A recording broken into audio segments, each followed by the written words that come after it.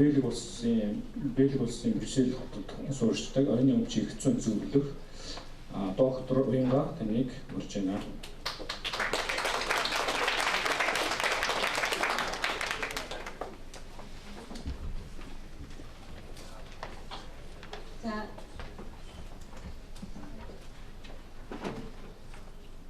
Та бүхэнд энэ өдрийн мэндийг хүргэе.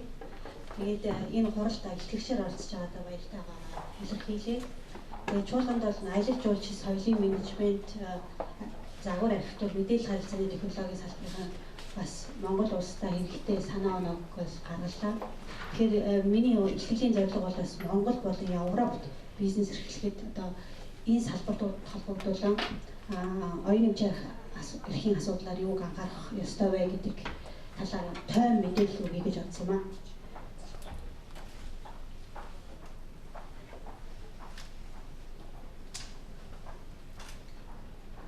За ерөнхийдөө бол одоо зах зээлийн төрийн зохицуулалтаа зах зээлийн эдийн засгийн тогтолцоо гэдэг маань өөрөө их тийм хөгжил дэвшилтэй байнга одоо шинэ зүйл гарч ирж өрнүүлж авах хэрэгтэй тийм тогтолцоо байх хэрэгтэй.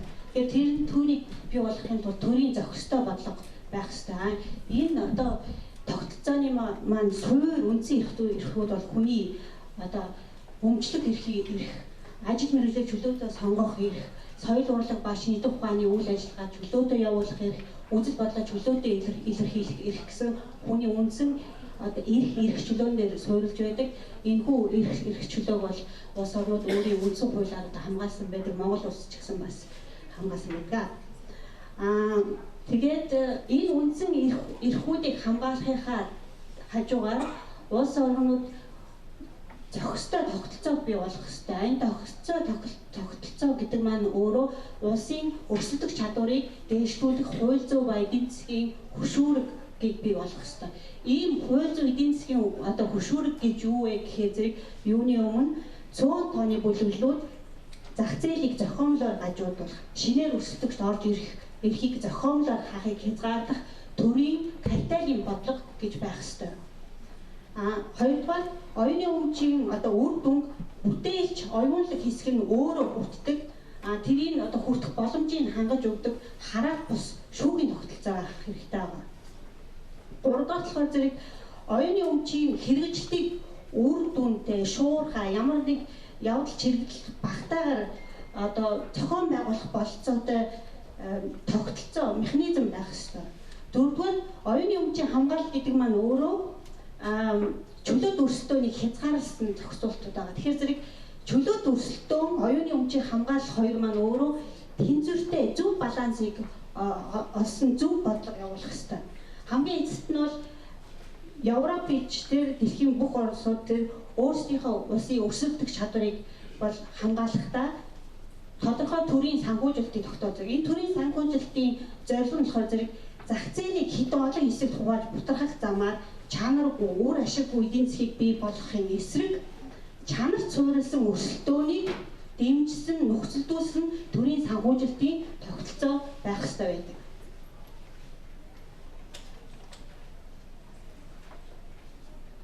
За бизнес эрхлэгч хүмүүсийн хувьд бол ерөнхийдөө оюуны өмчийн 4 ширхэг эрх байдаг, 4 төрлийн эрх байдаг. Энд бол зохиогч ба уран бүтээлчийн эрх, барааны тэмдгийн эрх, бүтээгдэхүүний загварын эрх, шинэ бүтээл ба оновчтой загварын эрх гэсэн 4 төрөл байдаг. Энэ 4 төрлийг бүр маань маш хүчтэй. Яагаад гэвэл энэ эрхүүдэд дамжуулаад зах зээлийг хянах боломжийг өөрийнхөө үйл ажиллагаа бүтээгдэхүүн зориулсан зах зээлийг хянах боломжийг өгч байгаа тийм хүчтэй одоо эрхүүд байгаа. Гэхдээ энэ эрхүүдээс гарч давсан өөр ийм онцгой эрх олгосон эрх байх ёсгүй. Яагаад тэгэхээр үндсэн зарчим маань өөрөө бол зах зээлийн чөлөөт байдал, чөлөөт хөдөлгөөнийг хангаж авах хэрэгтэй. Оюун санааны хувьд шинэ мэдлэг, мэдээлэл одоо маш хурдан хүрвэж одоо нийгэм суралцж авах хэрэгтэй. Тэгэхээр зэрэг тийм суралцах боловсрол олгохын тулд энэ монопол эрхүүдийг бол бас зөвхөн заагтаа хүрээнд бий болох хэрэгтэй байдаг. Тэгээ бизнес эрхлэгчдийн хувьд бол хамгийн түрүүнд одоо та бизнес эрхэлж байгаа бол хамгийн түрүүнд анхаарах хэрэгтэй бол бизнесийн нууц. Тэгэхээр зэрэг бизнесийн нууцын хувьд болохоор зэрэг бүх бизнес эрхлэгчид бизнес эхлүүлэхдээ бизнесийн мэдээллийн ба бизнесийн нууцын өөрийн гэсэн төлөвлөгөөтэй байх ёстой. Нууцын менежментийн хөтөлбөртэй байх ёстой.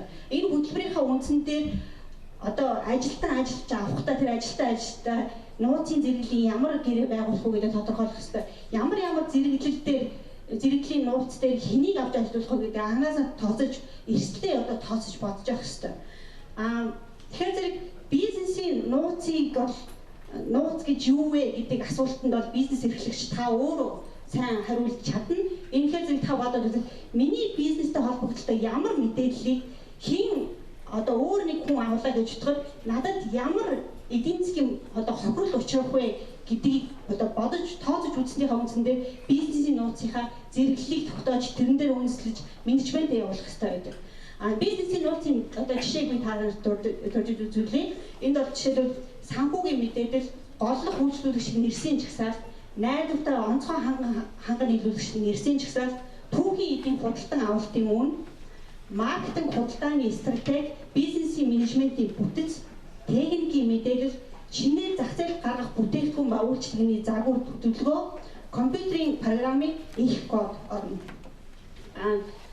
Тэгээд хэрэг одоо танай компани одоо ерөнхийдөө бизнес нууцыг хамгаалахад бол бас хоёр төрлийн гэрээний нөхцөл бол чухал байдаг. Энэ нь болохоор зэрэг менежментийн түвшинд ажиллаж байгаа хүмүүсээ өөрийнхөө компаниас хараад өрсөлдөгч компанид одоо орохыг хориглох, эсвэл өөрөө шинээр компани байгуулахыг хориглох тийм үд өсөлдөх гэрээний нөхцөл байна.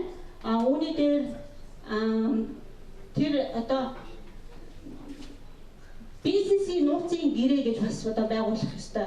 Тэгэхээр Европын хувьд бол энэ бизнесийн нууцын гэрээчлэр үд өсөлтөх нөхцөлийн хувьчлэр одоо дээд шүүхүүдээс нь тайлбар гараад яг ямар нөхцөлд ийм гэрээний нөхцөл чөлөө төрөлтөөнийг хангах үндсэн хуулийн одоо үндсэн үзэл санаандаа нийцэж нөгөө татаас шудраг өрсөлдөөний зарчмыг хангаж чадах вэ гэдэг талаар маш тодорхой одоо зааг гаргаж өгсөн байгаа.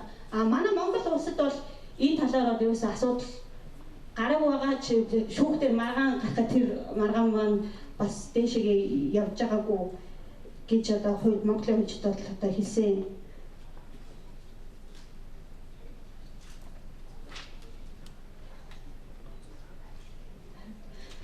За энэ өмнөний дөрөв эрхийн маань хамгийн одоо эхнийх нь бол зохиогчийн эрх. Тэгэхээр зохиогчийн эрхийн тухайд бол уран сайхны одоо бүх төрлийн бүтээгдэхүүнийг хамарна. Тэгээд зохиогчийн эрхийн хамгаалалт нь бол ямар нэг бүртгэлд үндэслэхгүйгээр шууд үүсдэг. Европт ингэж үүсдэг. Монгол ч гэсэн үндсэн зарчим буюу Венийн конвенцийн дагуу ямар нэг бүртгэлгүйгээр үүсэж байгаа. Монгол та эрхээ хамгаалуулж байгаа дан ганцаараа нэг бүтээгдэхүүн одоо үйлдвэрлэл одоо нэг оюуны өмчийн одоо агуулга бүтээдэг гэж бодоход та зохиогч эрхийн гэрчлэгээд оюуны өмчийнхээс газраас ерөнхийдөө авцсан зүгээр. Бид нар яасан дээр компьютерийн программын хувьд бол их код нууц тэр бол маш чухал. Тэгэхээр зэрэг зохиогчийн эрхийн тухайд Монголын зохиогчийн эрхийн гэрчлэгээр хамтын бүтээлийн тухайд бол маш их асуудалтай. Хамтын бүтээл гэж юу гэхээр телевизийн нэвтрүүлэг, кино бүх олон тооны хүмүүс нийлж олон тооны хүмүүс бүтээлч оюунлаг агуулгын хувь нэмрийг оруулж иж бүтээлийг тэр бүтээлүүдийн хувьд тэр зохиогчийн эрхийн гэрчлэгээ гэдэг асуудал чинь бол эргээд та тэр хүмүүсийн хооронд маргаан гардаг гэж бодоход одоо асуудлыг илүү хөндрүүлдэг. Тэгэхээр зэрэг тэрийг маш тэр эрсдлийг одоо тоос бизнес эрхлэгчид анхаарч үзэх ёстой байдаг. Оюуны өмчийн хэрэгжилтийн тухайд бол Европт бол хамгийн гол үүрэг гүйцэтгэдэг байгууллага бол зохиогчдын нийгэмлэг гэж байгаа. Тэгэхээр зохиогчдын нийгэмлэг бол одоо соёл урлагийн эдийн засгаас орж ирсэн мөнгийг буцаагаад зохиогчдод уран бүтээлчид буцаагаад хараадаг тийм тогтолцоо байгаа. Тэгэхээр манай Монголд бас энэ зохиогчдын нийгэмлэг гэдэг тийм бизнесийн тогтолцоог, бизнесийн менежментийн бүтцийг цэцгийг бол шууд хуулж аваад Монгол хэрэгжүүлэх одоо чухал яа тэгэхээр манай Монголын одоо уран бүтээлчид гадаад гараад одоо уран бүтээл хийх гэж явах зэрэг одоо энэ зохиогчдын байгууллага зохиогчдын нийгэмлэгийн шугамаар тэр хүмүүс мөнгө орж иж явах хэвээр тэр дэлхийн нийтээр ийм хүн тогтолцоо байгаа байхгүй. Тэгэхээр тэрийг анхаарах хэвээр Европт байгаа хүмүүс бол мэдээж ондоо тий Европт байнга оршин сууж байгаа хүмүүс бол байнга оршин сууж байгаа эрхийнхээ үндэстэн дээр энэ Европын зохиогчдын нийгэмлэгийн гишүүн болчиход байгаа. Монголд байнга оршин сууж байгаа гадаадд уран бүтээл хийх гэж байгаа хүмүүс бол энэ зохиогчдын нийгэмлэг бол чухал.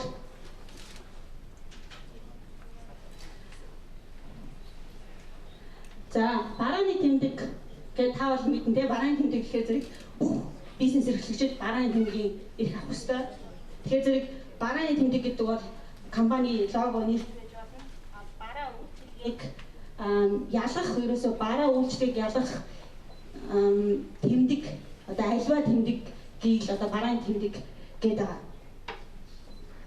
Тэгэхээр барааны тэмдэгт бол зарчмын үед бүртгэл шаардлагатай. Европын одоо зарим хуулиар бол бүртгэлгүй байсан ч гэсэн тодорхой хэмжээгээр тодорхой хязгаарын донд барааны тэмдгийг бас үүсэж байгаа. Тэгэхээр ер нь бол та бизнес эрхлэгч бол одоо яг ирээдүйд зах зээлээ одоо хамгаалъя. Зах зээл чи одоо зах зээлийнхаа бүтээгдэхүүний зах зээлийн асуудлаар тодорхой байдлыг одоо анханаас нь бий болгохын юм бол барааны тэмдгийн бүртгэлийг одоо хийх бол зайлшгүй.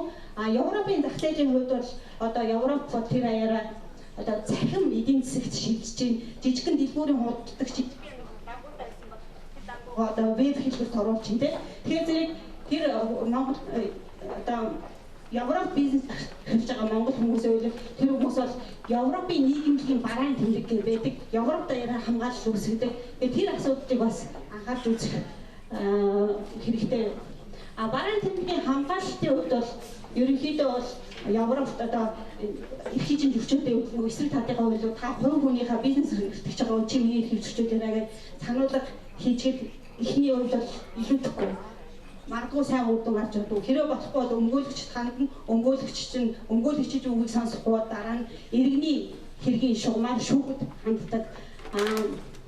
Тийм байгаа. Монголын хувьд бол Монголын оюуны өмчийн газар хандна.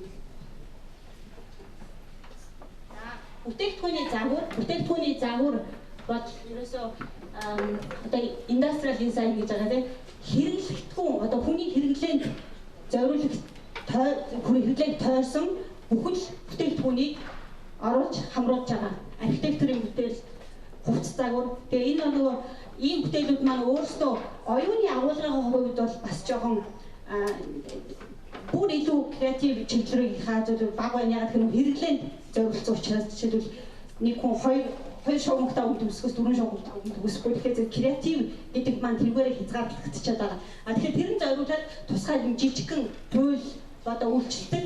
Тэгээ энэ одоо бүтээгдэхүүний загварыг бүртгүүлэх шаардлагатай их хэдийг бүртгүүлэх вэ гэвэл ер нь бол та одоо бүх бизнес эрхлэгчид бүтээгдэхүүний яг зах зээлд гарах нь бэлэн болцсон.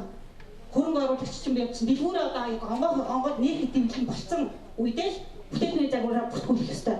Тэгээгүй таны бүтээгдэхүүний санаа чинь танд байж байгаа гой зургнууд чинь байж байгаа үүчээ бүртгүүлж идэх чинь буруу. Ягаад тэгэхээр зэрэг таны бүтээгдэхүүний загварын бүртгэлийг чинь одоо дэлхийд даяар хавд үзэх боломжтой веб сангуудад авч тавьчихна. Тэгэхээр зэрэг таны бүтээлийг чинь та ядчид таны эрхийг зөрчлөө гэж тэрний эсрэг хуульч авах танд мөнгө хэрэгтэй болчихно. Тэгэхээр зэрэг энэ асуудлыг маш сайн бодож үзэх хэрэгтэй.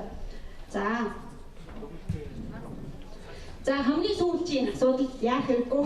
Тэгэхээр 5 минут патент ашиглах загварын асуудал бол техникийн салбарт байгаа. Тэгэхээр зэрэг патент хинзээ бүртгүүлэх вэ гэхээр зэрэг техникийн салбарын хувьд түрүү ярьсан бүтээгдэхүүний загвар шат ондоо яа. Тэгэхээр зэрэг та техникийн шийдэл олчих юм бол тэрийг хурдан очиж бүртгүүлэх бол өөр нэг хүн танаас ямар нэгэн хамааратгүйгээр тэр техникийн шийдлийг олоод бүртгүүлчих юм бол та юучгүй хоосон очирно. Тэгэхээр зэрэг патентын хувьд бол төрүүлж бүртгүүлэх тийм өрсөлдөөн бол явагддаг. За патентын эрхийг хэрэгжүүлэхэд бол Европт хамгийн чухал үүрэгтэй хүмүүс бол патентын өмгөөлөгчдөө тусгай мөрөлдөл гэдэг. Тэр нь юу гэхээр зэрэг хууль зүйн боловсрол олсон инженерүүд байдаг тийм таны ирэх патентын одоо ирэх зөрчигдлөө альсгүй та патент бүртгүүлэх ёстой юу үгүй юу гэдэг стратегийн одоо шийдвэр гаргахын тулд бол заавал патентын өгүүлэгчид хандах бол чухал. Монгол улсын хувьд болохоор зэрэг патент ашигтай загварын одоо мэдүүлэг одоо Монголд гаргалаа гэсэн тэр маань буцаад үйлдвэрлэлтэйгээ бас сайн холбоогүй байгаа. Тийм утгаар зэрэг та бас патентын мэдүүлэг гаргахаар зэрэг одоо гарах ёстой мөнгө гэдгийг бас анхаарч үзэх бас хүндрэлтэй асуудал болж байгаа юм л да. За ингээд ихтэй нэлээд хурдан яриад дуусгаа. Тэгээд та бүхэн анхаарал тавьсанд баярлалаа.